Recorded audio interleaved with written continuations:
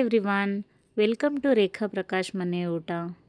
ಇವತ್ತು ಮಶ್ರೂಮಲ್ಲಿ ಒಂದು ಒಳ್ಳೆ ಸ್ನ್ಯಾಕ್ಸ್ ಮಾಡೋದು ತೋರಿಸ್ಕೊಡ್ತೀನಿ. ತುಂಬ ಚೆನ್ನಾಗಿರುತ್ತೆ ಈ ಸ್ನ್ಯಾಕ್ಸು.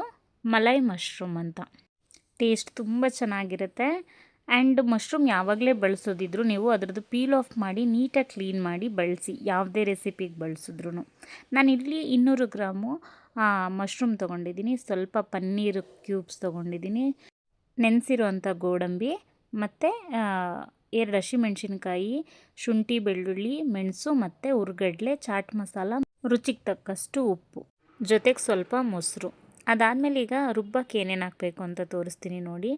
ಸ್ವಲ್ಪ ಕಡಲೆ, ಮೆಣಸು ಮತ್ತು ಶುಂಠಿ ಬೆಳ್ಳುಳ್ಳಿ, 2 ಹಸಿಮೆಣ್ಸಿನ್ಕಾಯಿ ಮತ್ತು ನೆನೆಸಿಟ್ಟಿರೋ ಅಂಥ ಗೋಡಂಬಿ, ಆಮೇಲೆ ಸ್ವಲ್ಪ ಮೊಸರು, ಒಂದು ಅರ್ಧ ಬೌಲಷ್ಟು ಮೊಸರು ತೊಗೊಂಡಿದ್ದೀನಿ, ಜೊತೆಗೆ ಪನ್ನೀರ್ ಕ್ಯೂಬ್ಸು.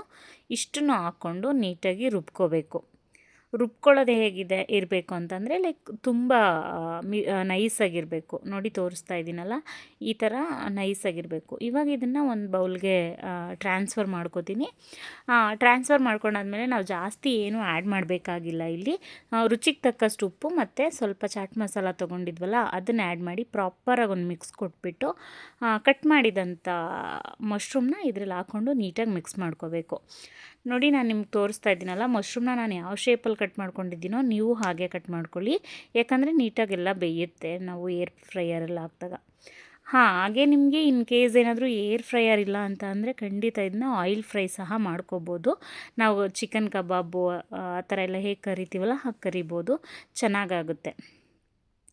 ನಾನಿಲ್ಲಿ ಏರ್ ಫ್ರೈಯರ್ಗೆ ಒಂದು ಸ್ವಲ್ಪ ಎಣ್ಣೆ ಸವರ್ಬಿಟ್ಟು ನೀಟಾಗೆಲ್ಲ ಮಿಕ್ಸ್ ಮಾಡಿಬಿಟ್ರು ಒಂದು 10 ಮಿನಿಟ್ಸು ಏರ್ ಫ್ರೈಯರಲ್ಲಿ ಬೇಯಿಸ್ಕೊತೀನಿ. ಆಮೇಲೆ ನೀವು ಇಲ್ಲಿ ನೀವು ತುಪ್ಪ ಬೇಕಾದರೂ ಬಳಸ್ಕೋಬೋದು, ಎಣ್ಣೆ ಬೇಕಾದರೂ ಬಳಸ್ಕೋಬೋದು, ಆಪ್ಷನಲ್ಲು.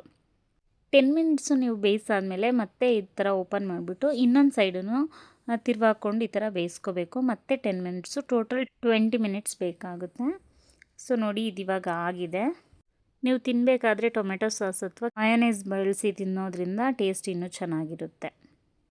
ಯಾರೆಲ್ಲ ಈ ವಿಡಿಯೋನ ಸಬ್ಸ್ಕ್ರೈಬ್ ಮಾಡ್ದಲೇ ನೋಡ್ತಾ ಇದ್ದೀರೋ ಪ್ಲೀಸ್ ಒಂದು ಸಬ್ಸ್ಕ್ರೈಬ್ ಮಾಡ್ಕೊಂಡು ನೋಡಿ. ಹಾಗೆ ಈ ವಿಡಿಯೋ ನಿಮ್ಗೆ ಇಷ್ಟ ಆಗಿದರೆ ಲೈಕ್ ಮಾಡಿ, ಶೇರ್ ಮಾಡಿ, ಕಾಮೆಂಟ್ ಮಾಡಿ.